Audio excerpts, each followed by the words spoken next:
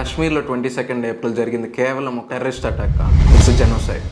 मेरा पति साइड में था, एक इंसान आया, उसने उसको गोली मार दी यहाँ पे उसने बोला कि ये शायद मुस्लिम नहीं है, उसने उसको गोली मार दी.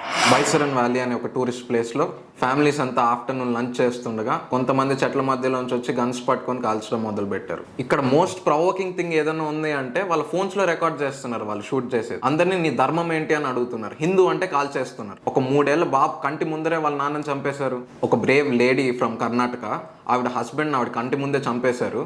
మా హస్బెండ్ ని చంపేశారు కదా, నన్ను కూడా చంపేయండి అంటే వెళ్ళి మోడీకి చెప్పుకో అంట. जिस बंदे ने मेरे पति को मारा ना, वो वही जा रहा था. मैंने उसे बोला मुझे भी मारो, उसने बोला मोदी को बोलो. ఒక కంట్రీ ప్రైమ్ మినిస్టర్ పేరు ఒక టెర్రరిస్ట్ నోట్లోంచి ఎలా వస్తుంది ఈ రోజు? ఈ అటాక్ అనేది ఎంత స్ట్రాటజిక్ గా ప్లాన్ చేస్తారంటే, ఈ బైసరన్ వ్యాలీకి ప్రాపర్ రోడ్స్ లేవు. అక్కడికి వెళ్ళడానికి 2 దారులు, నడిచి వెళ్ళాలి లేకపోతే గుర్రం పైన. ఇప్పుడు పహల్గామ్లో ఏం మిగిలింది? టూరిస్టులను చంపేశారు, హోటల్స్ మూసేసుకుంటున్నారు, పీస్ లేదు. కేవలం ఒక్కటి మాత్రం clear, if you are a Hindu you are not safe here.